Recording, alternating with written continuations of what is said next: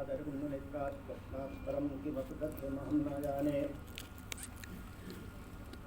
कृष्णे बंधन जगति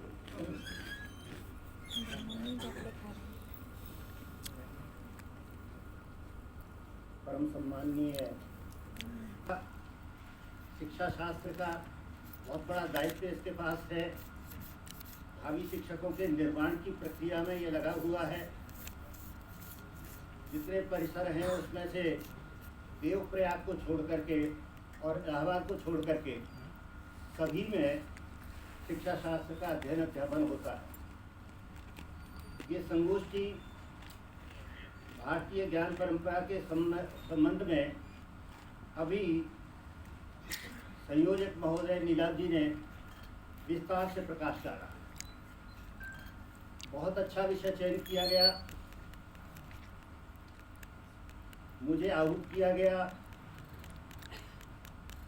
मैं अपने को सौभाग्यशाली मानता हूँ और संस्थान का भी, गणाध्यक्ष जी का भी, संस्थान के सभी लोगों का बहुत आभारी हूँ। अभी नीलाभ जी ने जो बहुत विस्तृत प्रकाश डाला उसमें यद्यपि सब बातें आ गई जैसा कि संयोजक महोदय ने कहा, परंतु भिन्न भिन्न सत्रों में हम भिन्न भिन्न प्रकार से इसके विविध आयामों के बारे में सोचेंगे। अभी राष्ट्रीय शिक्षा नीति 2020 की बात हुई, उसमें निश्चित रूप से भारत के स्वतंत्र होने के बाद भारत के स्वतंत्रता से पूर्व जितने आयोग बैठे उन सब ने शिक्षा के बारे में बातचीत तो की, लेकिन उस पर दृष्टि पाश्चात्य थी। 1948-49 में राधाकृष्णन आयोग बैठा, लेकिन शिक्षा शास्त्र के विद्यार्थी सब जानते होंगे उस प्रथम आयोग का नाम विश्वविद्यालय शिक्षा आयोग था।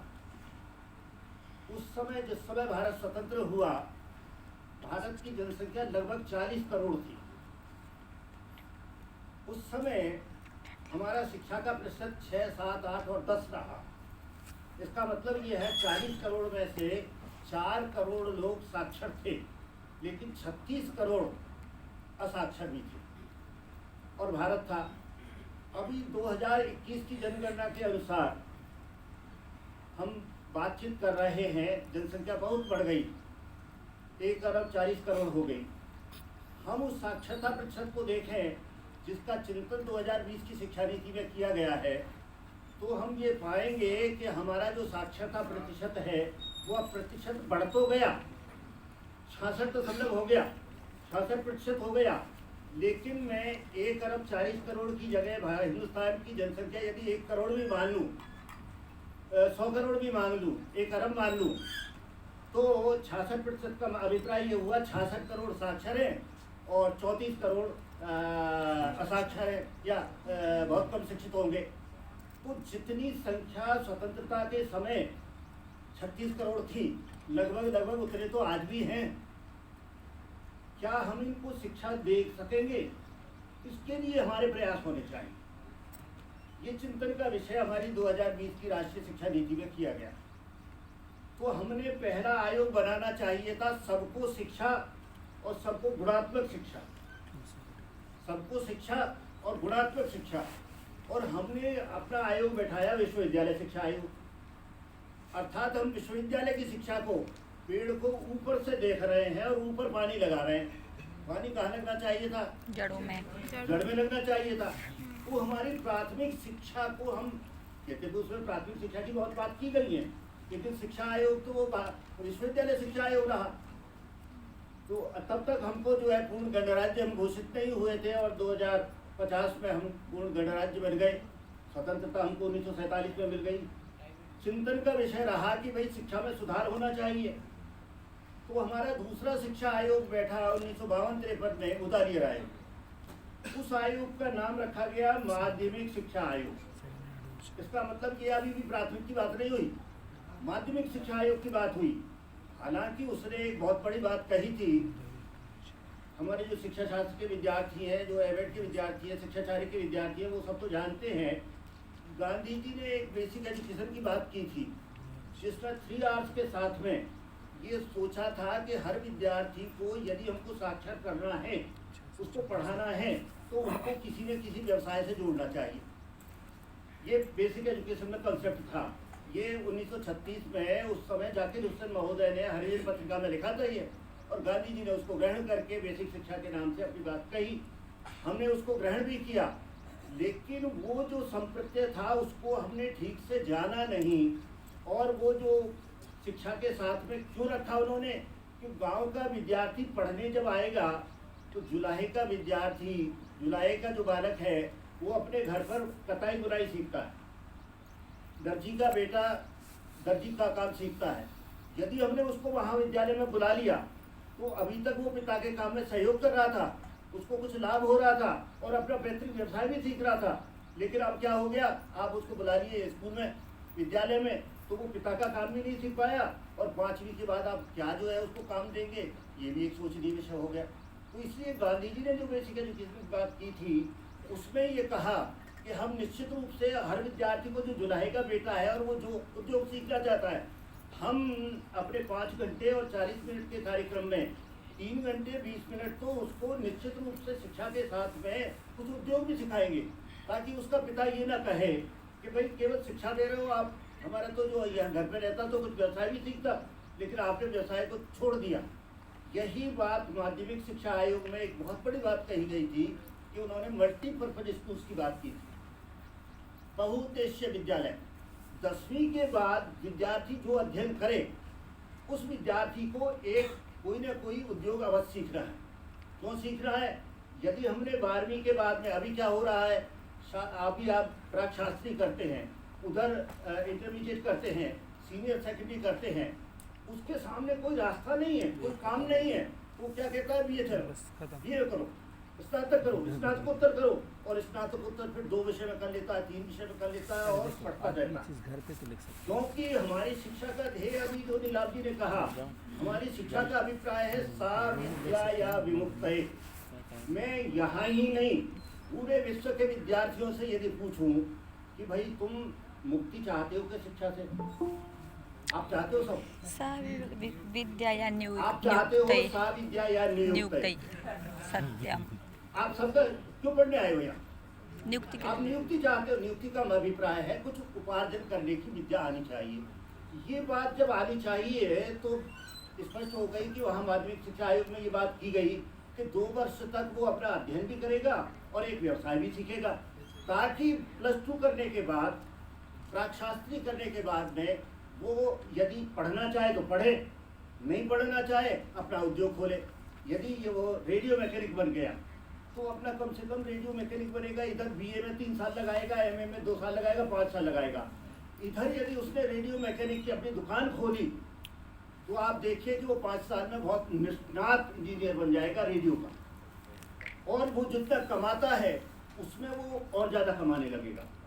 तो जो शक्ति हमारी शिक्षा में लग रही है बीए में और एमए में जाने के लिए, क्योंकि विद्यार्थी के पास कोई रास्ता नहीं है, वो अंत में यही सोचता है कि अब मैं क्या करूं, तो ऐसे में वो आगे चलता रहता है।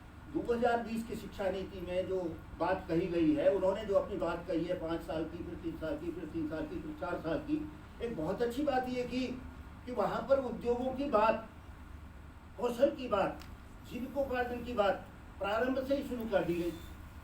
तो प्रारंभ में तो 3 वर्ष तो विद्यार्थी वहाँ रहेगा किंडरगार्टन में, लेकिन उसके बाद यदि हम उसको व्यवसाय की तरफ उन्मुख करेंगे, कौशल की तरफ उन्मुख करेंगे, तो निश्चित रूप से वो व्यवसाय केंद्रित होगा।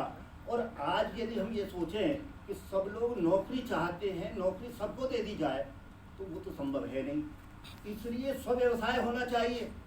तो ये बात विद्यालयों को दायित्व हो गया कि हम उस शिक्षा को ऐसी बनाएं जिसमें कि वो विद्यार्थी वो कोई ना कोई व्यवसाय सीख ले। जब व्यवसाय सीखेगा, आत्मनिर्भर बनेगा, तो उसमें जो बात कही गई, अब मैं स्नातक स्तर की बात करता हूँ। अभी तक आप स्नातक करते थे, 3 वर्ष का कोर्स था, 3 वर्ष का पाठ्यक्रम था। उसमें होता क्या था, आपने यदि प्रथम वर्ष कर लिया, सेकेंडरी किया, सीनियर सेकेंडरी किया, इंटरमीडिएट किया, फिर उसके बाद में स्नातक किया। स्नातक में यदि प्रथम वर्ष किया और किसी कारण से आप शिक्षा को अनवरत नहीं कर पाए, कंटिन्यू नहीं कर पाए, तो आपका 1 वर्ष बेकार हो गया। फिर उसके बाद में आपने सेकंड ईयर कर लिया, द्वितीय वर्ष कर लिया, तो भी आपकी शिक्षा बेकार हो गई और आप +2 ही कहलाएंगे, सीनियर सेकेंडरी कहलाएंगे। लेकिन इस शिक्षा नीति में एक बहुत अच्छी बात कही गई है कि स्नातक कोर्स हमारा 3 वर्ष का और 4 वर्ष का होगा। उसमें 1 वर्ष का स्नातक, यदि +2 के बाद में कोई विद्यार्थी 1 वर्ष का पाठ्यक्रम कर लेता है तो उसको स्नातक के डिप्लोमा का एक प्रमाण पत्र दे दिया जाएगा। जिसको सर्विस देनी है वो तो आज भी अपनी परीक्षा लेता है। आज भी यदि आपको टीचर शिक्षा शास्त्री करने के बाद में भी यदि आप अपन शिक्षक बनना चाहते हैं तो फिर पता नहीं कि PTET करता है, फिर उसके बाद में एक स्टेट का टेस्ट होता है, फिर CBSE अपना एक टेस्ट लेती है और फिर नियोक्ता अपना एक टेस्ट लेता है, तो कितने सारे टेस्ट हो गए। जबकि दूसरे व्यवसायों में इतने टेस्ट नहीं है, सबसे ज़्यादा यहाँ हैं। लेकिन विसंगति क्या है कि हमारा जो ये परीक्षण है उसमें जब हम एंट्रेंस करते हैं तो क्या विद्यार्थी वास्तव में शिक्षक बनने के लिए आ रहा है। जब भारतीय शब्द हम जोड़ते हैं तो वो शिक्षक बनने के लिए उन शिक्षकों को हम समीक्षा करें, उसमें वशिष्ठ की बात करें, उसमें भारद्वाज की बात करें, उस समय के द्रोणाचार्य की बात करें। वो आचार्य थे, आचरणात् आचनोति आचार्य, जिनके आचरण में ही सब कुछ खुला हुआ था। और ये जो 11 बजे से 12 बजे तक मैथमेटिक्स पढ़ाई जाएगी, ये उस समय नहीं था। उस समय गुरुजी कहते थे भाई अभी नहीं पढ़ना है, सायंकाल पढ़ेंगे, रात्रि में पढ़ेंगे। तो गुरुजी तो लेटे रहते थे क्योंकि उनको सब शास्त्र पता थी और विद्यार्थी बैठा बैठा पढ़ता रहता था। और ये भी शास्त्र में लिखा गया है कि विद्यार्थी पढ़ता ही नहीं रहता था, गुरु सानिध्य विद्या, गुरु के पास बैठने से ही विद्या आ जाती। जैसा कि छांदोग्य उपनिषद में रैक्य का एक वृत्तांत हमको मिलता है। हमको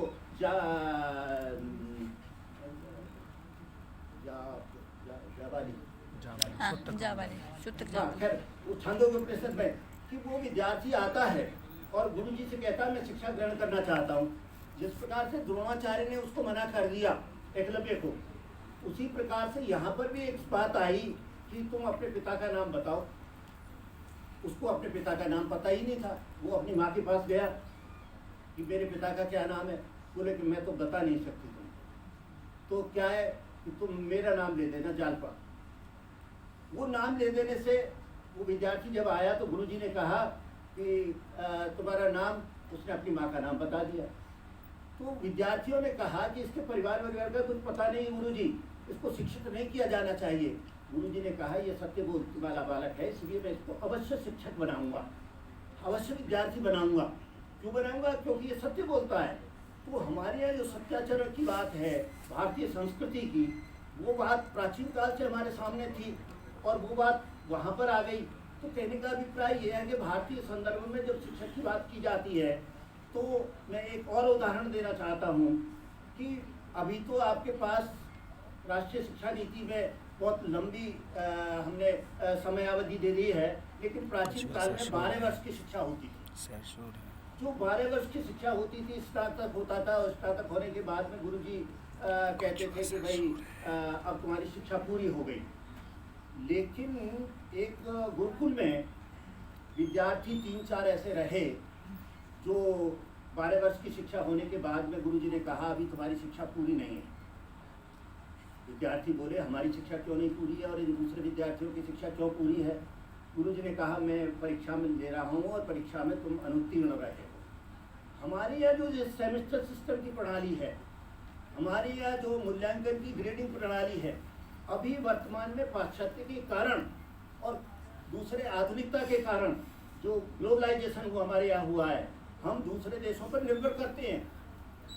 पूरे विश्व की सबसे बढ़िया शिक्षा फिलीपींस की है, छोटा सा देश है, वहाँ शिक्षक का बड़ा आदर है। वहाँ का जो प्राथमिक शिक्षक है उसको विश्वविद्यालय के शिक्षक जैसा वेतन मिलता है। कहते हैं, आप भी सोच करके देखिए कि शिक्षा शास्त्री के या शास्त्री विद्यार्थी को पढ़ाना कठिन है या प्राथमिक स्तर के विद्यार्थी को जिसको आ ई लिखना सिखा। मुझे लगता है अ आ ई सिखाना बहुत कठिन था, क्योंकि वो विद्यार्थी तो मैच्योर है, वो स्वयं सीख रहा है और क्लास में नहीं आता है तो भी पास हो रहा है। उस विद्यार्थी को देखो कि उसको कैसे सिखाया जाता है। तो प्राचीन काल में वो जो विद्यार्थी थे तो वो 3 विद्यार्थी घोषित नहीं किए। दूसरा वर्ष हुआ 12 साल के बाद में, 13वां वर्ष हुआ, फिर 14वां वर्ष हुआ, गुरुजी हमारी शिक्षा पूरी, गुरुजी ने कहा नहीं अभी नहीं हुई। तीसरे साल फिर उसके बाद 15 वर्ष हो गए, गुरुजी से कहा हमारी शिक्षा पूरी हो गई, गुरुजी ने कहा नहीं हुई परंतु मैं परीक्षा लूँगा। तो गुरुजी ने कहा ठीक है। तो गुरुजी ने कहा कि कल तुम्हारी परीक्षा होगी। वो विद्यार्थी सोचने लगे कि हम बड़ी तैयारी करें। अब उसके बाद में गुरुजी ने क्या काम किया, रात को एक रास्ता था, कच्चा रास्ता, उसमें दोनों तरफ कांटे के पेड़ उगे थे। तो उन गुरुजी ने उस रास्ते में थोड़े से कांटे और बिखेर दिए और कुछ पत्थर डाल दिए। और उसके बाद में प्रातः काल हुआ तो गुरुजी ने कहा कि विद्यार्थियों आज तुम्हारी परीक्षा लेंगे, देखो अभी मुझे पूजा पाठ करना है। तो वो सामने जो पेड़ है उस पर कुछ फूल लगे हैं, जो सबसे पहले फूल लाएगा उस विद्यार्थी को मैं उत्तीर्ण घोषित करूँगा। अब जैसे मैंने धोती पहन रखी है, ऐसे विद्यार्थी लोग निश्चित रूप से धोती वगैरह पहनते थे। जब वो उस रास्ते में होकर के गए तो कांटे उलझ गए, पत्थर से ठोकर लगने लगी। तो विद्यार्थी एक दूसरे को गिरा गिरा करके और आगे बढ़ करके तीनों में से स्पर्धा ये रही कि हम निश्चित रूप से पहले लाएंगे।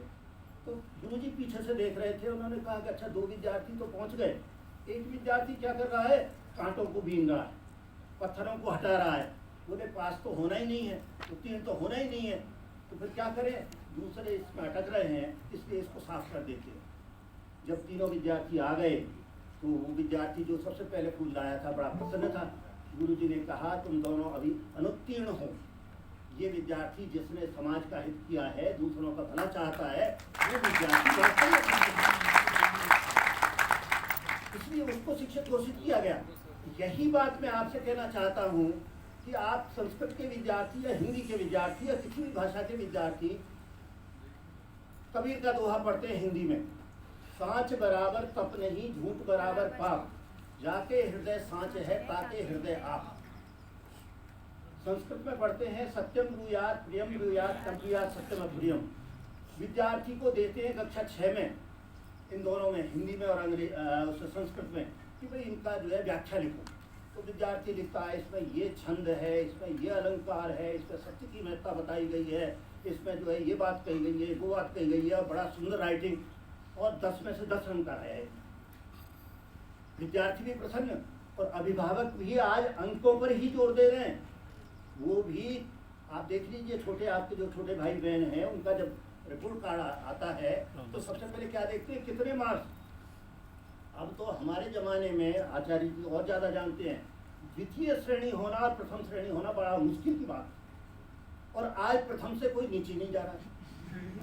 तो सब लोग अच्छे टीचर इतने इतने इतने क्रिएटिव, इतने सृजनशील विद्यार्थी बन गए कि उनका कोई स्थान ही नहीं है, क्योंकि सब 60% से ऊपर चले जा रहे हैं। तो ऐसी स्थिति में वो जो विद्यार्थी हैं उनके बारे में हम जो परिगणन कर रहे हैं कि हमारे जो विद्यार्थी है उसके बारे में जो मूल्यांकन की हमारी दृष्टि रही, तो मैं उसमें निवेदन करना चाहता हूँ कि हमारा मूल्यांकन वैसा है क्या, जो मैंने कहा सत्यम ब्रूयात प्रियम ब्रूयात तम ब्रूयात सत्यम उत्तम, उसने 10 में से 10 अंक प्राप्त कर लिए, लेकिन जब व्यवहार में हम देख रहे हैं नंबर 1 का झूठा। क्या इसी को शिक्षा हमारे भारतीयता तो ये नहीं कहती, भारतीयता यूँ कहती है शिक्षा आत्मसात की जानी चाहिए। जो उसमें पढ़ाया जाए वो यदि व्यवहार में नहीं आया, चाहे आप आयन को पढ़े, चाहे रूलर को पढ़ो, चाहे दर्शन पढ़ो, चाहे कुछ भी पढ़ो, जो अभी नीलाभ जी ने बहुत सारे उदाहरण दे दिए, कुत्ते का पढ़ो, हम कहें किसी का भी पढ़ाओ, आपको बायोलॉजी पढ़नी है, निश्चित रूप से डिटेक्शन करना ही पड़ेगा, आपको बहुत से जानवरों को देखना ही पड़ेगा और मनुष्य को भी देखना पड़ सकता है। तो वो एक दूसरा संदर्भ है, लेकिन हमको यदि वास्तव में प्रायोगिक शिक्षा देनी है तो हमको निश्चित रूप से उस प्रयोग को कैसे करें इसके बारे में जानकारी होनी चाहिए। तो हम उस विद्यार्थी के बारे में, यदि वो सत्य आचरण नहीं करता है, मुझे तोड़ लेना बनमाली उस पद पर तुम देना फेंक, इस कविता से हम ये चाहते हैं देशभक्ति पैदा हो। वो इसको लिखता है, ये अमुक कवि की कविता है, हमारी पाठ्य पुस्तक से ली गई है, उसमें ये छंद है, ये अलंकार है, इसमें देशभक्ति की बात की गई है, लेकिन वो देशभक्ति उसमें बिल्कुल पैदा नहीं हुई, तो उस कविता को पढ़ाना व्यर्थ है। यही बात हमारी भारतीय शिक्षा की जो दृष्टि है, जिसके बारे में हम संगोष्ठी कर रहे हैं, हमारा चिंतन होना चाहिए कि हम भारत को आज के संदर्भ में नहीं सोचें, हम भारत के बारे में सोचें। बार बार ये बात की जाती है, लेकिन हम भविष्योन्मुखी भारत के बारे में सोचें। भविष्योन्मुखी का मतलब हम भारतीय तो रहें, लेकिन हम आधुनिक भारतीय बने, पाश्चात्य भारतीय नहीं बने। हम कंप्यूटर को सीखें। मेरे संस्कृत के सारे जितने विद्यार्थी यहाँ बैठे हैं या संस्थान में बैठे हैं या जहाँ जहाँ हैं, इन विद्यार्थियों को हताश नहीं होना चाहिए। इनको भी कंप्यूटर पढ़ना है, संगणक पढ़ना है, क्योंकि इसकी सारी विद्या सब कुछ आपके पास है। इसका जो 0 और 1, 0 और 1, जिससे कि पूरा कंप्यूटर संचालित होता है, तो आप बार बार सुनते होंगे कि यदि कंप्यूटर के लिए कोई सर्वश्रेष्ठ भाषा है तो वो संस्कृत भाषा है। क्यों है? क्योंकि इसमें निश्चित रूप से जो कारक हैं, उन कारकों से ही अर्थ ले लिया जाता है, और शब्द को कहीं रखो उसका अर्थ बदलता नहीं है। यदि हम कादम्बरी को देखें तो 6 पृष्ठ का एक वाक्य है, उस वाक्य का अर्थ जहाँ करता है वहाँ से क्रिया कहीं से उठाई जाती है और तब उसका वाक्य निकाला जाता है। अंग्रेजी में तो ऐसा नहीं होता। आप कहेंगे ही गोज टू स्कूल, अब यदि आप यूँ कह दें कि गोज टू स्कूल ही, तो गलत हो गया। हमारे यहाँ संस्कृत में तो हम विद्यालय में गच्छामि हम विद्यालय में, और सब कुछ हो, तो कंप्यूटर इस चीज़ को पढ़ सकता है। लेकिन उस कंप्यूटर को पढ़ने में तब दिक्कत आएगी जब भावनात्मक बात हमारे सामने होगी।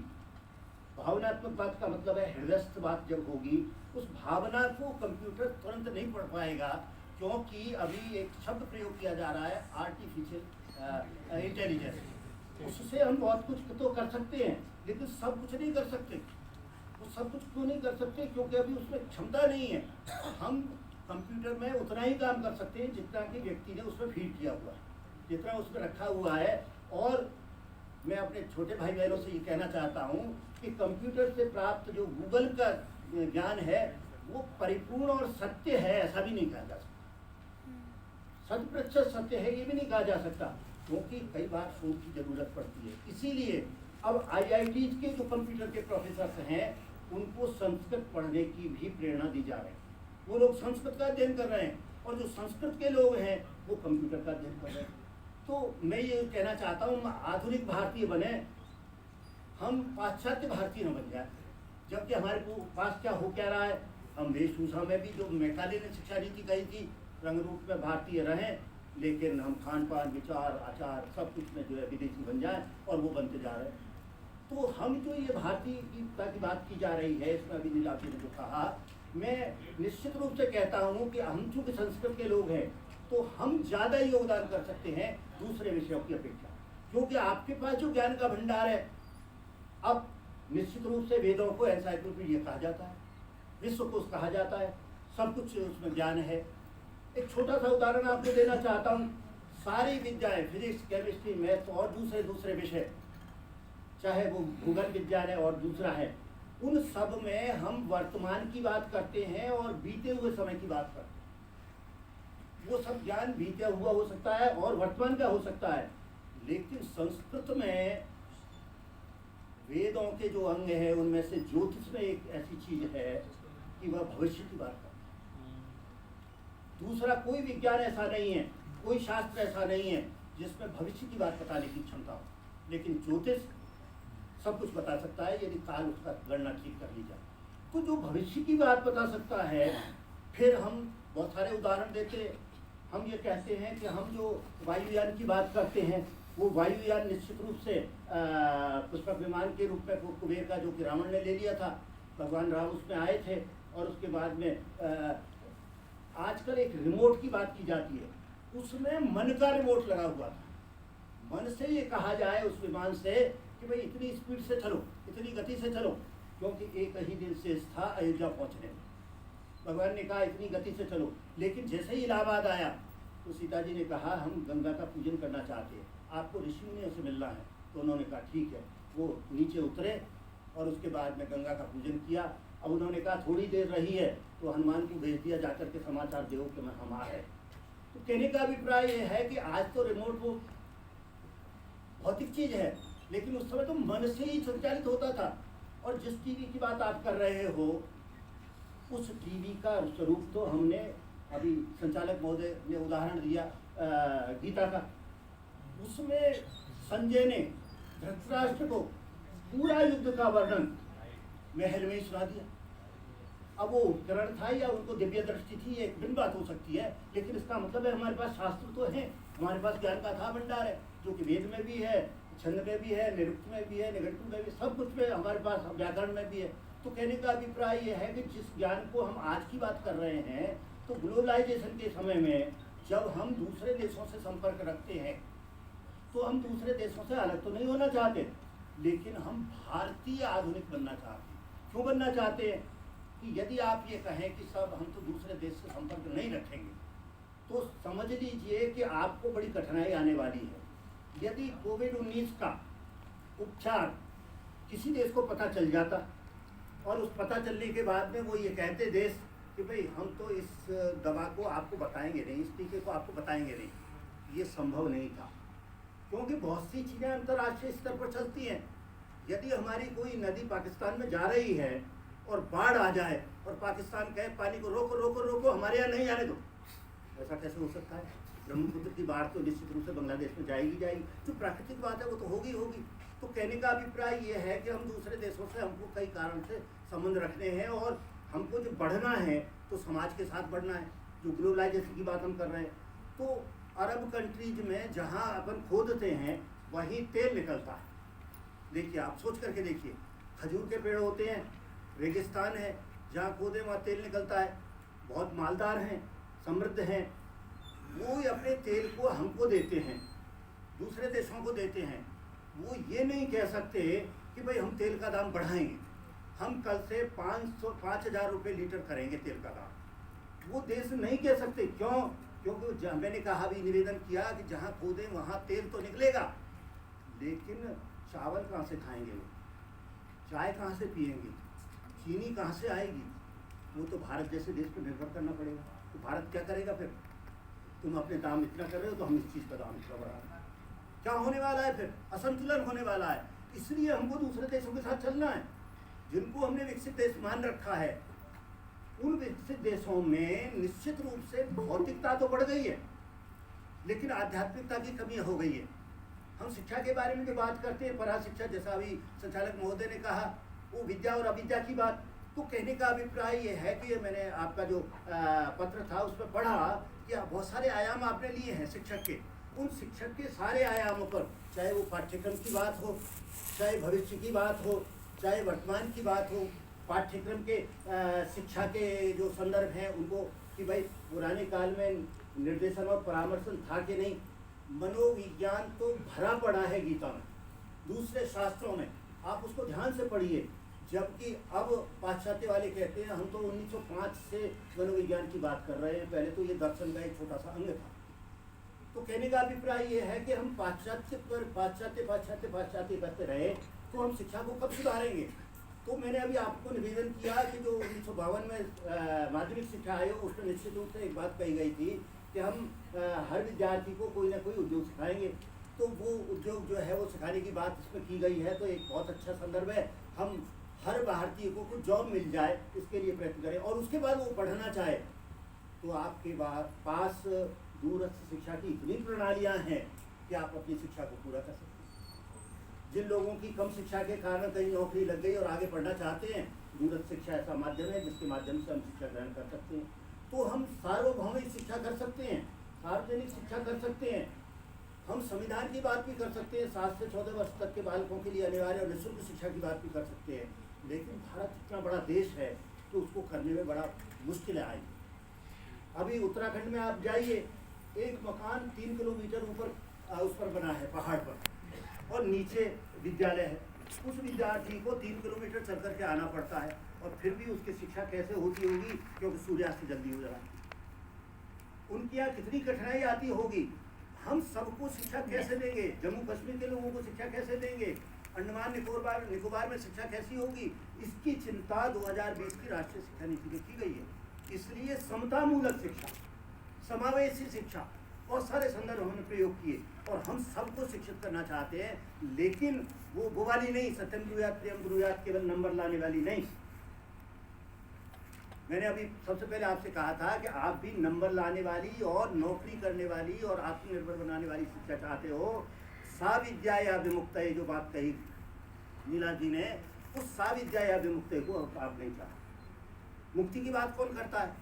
तो कहने का अभिप्राय यह है कि हम शिक्षा के उद्देश्य, जो हमारा मूलभूत उद्देश्य था, उसको ही हमने बदल डाला और वो पाश्चात्य के प्रभाव से डाला।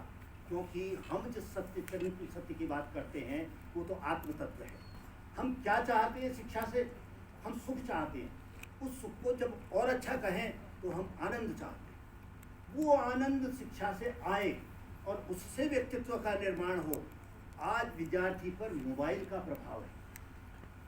माफ़ करिएगा, मैं एक बात कहता रहा हूँ, मोबाइल बहुत ज़रूरी है, लेकिन आप समीक्षा करके देखिए, इससे बहुत फ़ायदे भी हैं। तो इसका यूज़ यदि हम ठीक नहीं करें तो शिक्षा को वही बात होगी कि सत्यम ब्रूयात प्रियम ब्रूयात। हम जो है सत्य को अर्थ करना तो सिखाएंगे, शिक्षा में ज्ञान तो बहुत रहेगा।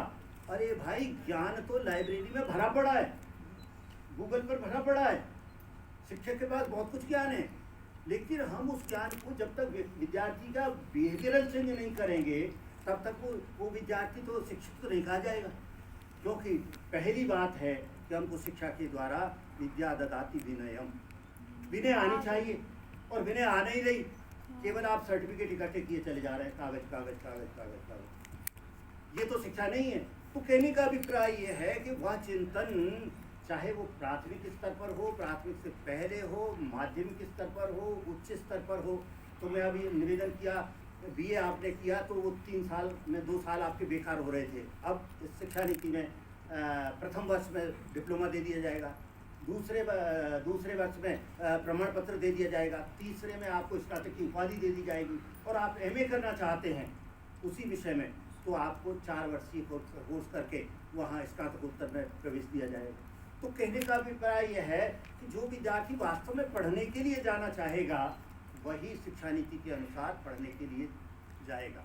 हालांकि उसको लागू करने में बड़ी दिक्कतें हमारे पास हैं, क्योंकि अभी सही नई शिक्षा नीति तो ये कह रही है कि हमारा जो शिक्षक प्रशिक्षण का कार्यक्रम है वो 4 वर्ष का होना चाहिए। अभी कई विश्वविद्यालय ने शुरू भी कर दिया, लेकिन अब शास्त्री के साथ शास्त्रीय शिक्षा शास्त्री जब शुरू करेंगे तो आपको कई प्रकार की कठिनाई आने वाली। पहले तो जैसे एनसीटी ने 2014 में एकदम से कह दिया कि 2 वर्ष का पाठ्यक्रम कर दिया जाए। अरे भाई ठीक है, वर्मा आयोग ने कहा था, जस्टिस वर्मा आयोग ने एक बात कही थी कि 2 वर्ष का होना चाहिए, बात ठीक भी थी। लेकिन क्या 1 वर्ष में जो अध्यापक बनते थे वो उतने अच्छे नहीं थे और 2 वर्ष में बहुत चमत्कारिक बन जाएंगे? क्या आपने कोई रिसर्च ऐसी की हैं जिनमें कि 1 वर्ष में तो खराब टीचर बनता था और 2 वर्ष में बहुत बेहतरीन बना गया और फिर 4 साल में और बढ़िया बन जाएगा? ये अभी कुछ कह नहीं सकते। लेकिन फिर भी चूँकि प्रयोग हमारे यहाँ होते हैं, शिक्षा में भी प्रयोग होते हैं, आप विषय शिक्षण में भी प्रयोग करते हैं। यदि आप व्याकरण पढ़ाएं संस्कृत में तो हमारे यहाँ प्राचीन समय में सूत्र प्रणाली थी, अभी उसका नाम निगमन प्रणाली कर दिया गया और उसको रिफाइन किया गया, उल्टा कर दिया गया। निगमन प्रणाली विद्यार्थी केंद्रित होती है, वो अध्यापक केंद्रित होती है, जिसमें रटाया जाता है। जैसा नीला जी कह रहे थे, हमारी सारी शिक्षा रटने पर हो गई, समझने पर नहीं हुई, अंडरस्टैंडिंग नहीं कर रहे हैं, और एप्लीकेशन तो बिल्कुल है ही नहीं, उसका प्रयोग तो हो ही नहीं पा रहा है। तो कहने का अभिप्राय ये है कि जो हम बच्चे को सिखा रहे हैं उसको ज्ञान तो है, लेकिन ज्ञान होना पर्याप्त नहीं है यदि हम उसका प्रयोग ठीक से नहीं जाने। अभी यदि हमने बम बनाना सीखा, उस बम बनाने के सीखने के बाद में हमने हिरोशिमा पर डाला, आपने 1 लाख लोगों का वध कर दिया, पानी उबल गया, पूरी धरती लाल हो गई और आदमी जितने थे, पशु जितने थे, सब मर गए। आपने ऐसे मन को जीता, ऐसे ही अशोक ने भी युद्ध में जीता था। लेकिन आप ये सोच करके देखिए कि उस बम बनाने वाले ने आदमियों को मारने के लिए बम बनाया था क्या? नहीं, उसने इसलिए बनाया था कि राजस्थान के रेगिस्तान में हम 1 किलोमीटर नीचे गड्ढा करें और उसमें उस बम को रखें, उसको विस्फोट कराएं और जो ऊपर की रेगिस्तान की मिट्टी है जो अनुपजाऊ है वो नीचे जाए और नीचे की जो उपजाऊ भूमि है, मिट्टी है, वो ऊपर आए, तो हम अपनी खेती को लहला कर सकते। ये बात इसके लिए बनाई, लेकिन उसका प्रयोग क्या किया? तो विज्ञान बहुत उन्नति कर रहा है, भौतिकवाद बहुत उन्नति कर रहा है, लेकिन भौतिकवाद सुख तो दे सकता है, सांसारिक सुख दे सकता है, भौतिक सुख दे सकता है, लेकिन आध्यात्मिक सुख नहीं दे सकता, मन की शांति नहीं दे सकता। आप कितने भी बड़े आदमी को देख लीजिए, अमेरिका को भी देख लीजिए, विकसित राष्ट्र है, लेकिन वहाँ शांति नहीं है, क्योंकि वहाँ की वैल्यूज़ में और भारत की वैल्यूज़ में बहुत बड़ा अंतर है। उन वैल्यूज़ के लिए हमारी 2020 की राष्ट्रीय शिक्षा नीति है, उन वैल्यूज़ के लिए हम भारतीय परंपरा की बात कर रहे हैं, उन वैल्यूज़ को कैसे विकसित करें। तो जब गुरु की संकल्पना की जाती है तो गुरु पर भी हम बात करेंगे अपनी संगोष्ठी में, हम शिक्षक विद्यार्थी पर भी बात करेंगे, हम पाठ्यक्रम पर भी बात करेंगे, मूल्यांकन की जो अभी प्रणालियाँ चल रही हैं और जो ब्लूम की टैक्सोनॉमी है और उसने जो कुछ हमको दे दिया है, जो हमने आयात किया है, हम माइक्रो टीचिंग की बात करते हैं, जाने कितनी बातें करते हैं, साइकोलॉजी की बात करते हैं। मुझे ये समझ में नहीं आता, अभी बहुत उदाहरण दिए गए कि पाश्चात्य ब्रूनर को पढ़ा देते हैं, हम जो है वो अमुक प्लेटो को पढ़ा देते हैं। मैं ये कहता हूँ भारतीय दर्शनों को भी यदि हम पढ़ा रहे हैं, आदर्शवाद को भी यदि हम पढ़ा रहे हैं, तो सोच करके देखें हमारे जो टीचर बन चुके हैं वो अपनी शिक्षा में आदर्शवादी शिक्षा दर्शन को आज भूल तो नहीं गए, आपको पता चलेगा वो भूल गए। और उनसे कहें कि तुम अपनी पढ़ाई में शिक्षा में लागू करते हो क्या, धैर्यवान नहीं करते। ये शिक्षा केवल सर्टिफिकेट प्राप्त करने तक थी। तो कहने का अभिप्राय जो हमारे शिक्षा के मानदंड हैं वो आधुनिक बने और भविष्योन्मुखी बने। 2000 आज जो शिक्षक शिक्षार्थी जो शिक्षा शास्त्री विद्यार्थी कर रहे हैं, यदि उनकी उम्र 25 वर्ष है और 60 वर्ष तक नौकरी चलती है और 27 वर्ष की उम्र में नौकरी लगती है, तो 33 वर्ष उनको अभी हैं। 33 वर्ष का मतलब है 2023 प्लस 33 2060। 2060 में कहीं आप आउटडेटेड शिक्षक तो नहीं हो जाएंगे। जैसे कि आजकल जो पोस्ट ऑफिस में आदमियों को लगाया दिया जाता है और उनसे कहा जाता है कंप्यूटर पर काम करो, अरे बाबा हमको तो ऐसे ही आप आउटडेटेड नहीं हो जाएं। इसलिए 2050 की चिंता हमको है, इसीलिए नई शिक्षा नीति में 2030 की और 2040 की शिक्षा की कल्पना की गई। हम उस शिक्षा को कैसे बेहतर बनाएं, उस शिक्षा को कैसे सार्वजनिक बनाएं, हम समावेशी शिक्षा कैसे लाएं, हम मूल्यांकन कैसे ठीक करें, हम रिसर्च को ठीक कैसे करें। रिसर्च का एक बहुत बड़ा मादा है, अभी जो हमारी रिसर्च हो रही है उनका स्तर बहुत निम्न जा रहा है। यूजीसी भी चिंता कर रही है। और कभी कभी तो आपने ये भी सुना होगा कि उच्च शिक्षा में शिक्षक बनने के लिए अनुसंधान की कोई आवश्यकता नहीं। हम वहाँ पर ये कह रहे हैं कि जो पढ़ाने वाला है उसमें तो आत्मप्रज्ञा है, क्योंकि कई बार हम ये सुनते हैं कि अध्यापक तो बने बनाए होते हैं, बनाए नहीं जा सकते। वो चाहे आप वो सिद्धांत वहाँ पढ़ें जो कि उसमें कहा मुझे जो है एक वो बालक दे दीजिए और मैं उसको चोर बना सकता हूँ, डाकू बना सकता हूँ, साधु बना सकता हूँ, सन्यासी बना सकता हूँ, व्यापारी बना सकता हूँ, बना सकते हैं। तो ये हमारा जो शिक्षा शास्त्र है वर्तमान में वो निश्चित रूप से हमको तकनीकी मनुष्य तो बना रहा है, लेकिन मनुष्य नहीं बना। वो हजारों साल से है आदमी का वजूद, वो यद्यपि आदमी हजारों साल से है, वो हजारों साल से आदमी का वजूद, किंतु आज आदमी दिखाई नहीं देता। आदमी निर्माण का तो आप पर बहुत बड़ी जिम्मेदारी है।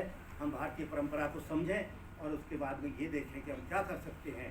आप जब तक अपने स्वयं के व्यक्तित्व को एक शिक्षक के अनुरूप नहीं बनाएंगे, कभी बात करूंगा जब समय मिलेगा, उस शिक्षक कैसा होना चाहिए, आचार्य होना चाहिए, उपाध्याय होना चाहिए, गुरु होना चाहिए। गुरु तो भगवत स्वरूप, ऐसे शिक्षक को कैसे बनाएं। आप निश्चित रूप से वैसे गुरु नहीं बन पाएंगे, लेकिन हम गुणों को तो ला सकते हैं। उन गुणों को कैसे बढ़ाएं, विद्यार्थी को कैसे स्नेह दें। विद्यार्थी जो गुरु का होता है उसमें और पुत्र पुत्री में कोई अंतर नहीं। तो आज के शिक्षक ऐसा कर रहे हैं, हमारी शिक्षा तो ये कह रही है आज का विद्यार्थी तो हमारा मित्र है, हम तो निर्देशन करते हैं, हम तो परामर्शन देते हैं। तो अब ऐसी स्थिति में निश्चित रूप से हम अपनी भारतीय परंपरा को वैसी की वैसी तो नहीं ला सकते, लेकिन विचार रख करके हम अपनी भारतीय शिक्षा को अच्छा बना सकते हैं। और जिसका चिंतन अभी मैंने कहा, उसके बाद में जो आयोग बैठा वो 64-66 में कोठारी आयोग बैठा, फिर उसके बाद में शिक्षा नीति आई 1968 में, फिर 78 में शिक्षा नीति आई, फिर 85-86 में शिक्षा नीति आई, राममूर्ति कमेटी आई, 2004 की शिक्षा नीति आई, 2009 का फ्रेमवर्क आया, फिर 2014 में 2 वर्ष का बीएड हो गया, फिर उसके बाद में अब 4 वर्ष का बात की जा रही है।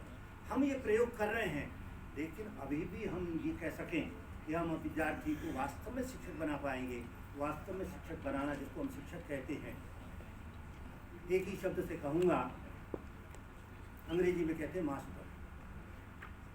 इसको अलग अलग कर दो, माँ स्तर, जिसका माँ का जैसा स्तर हो, जो विद्यार्थी के लिए माँ जैसा प्रेम दे।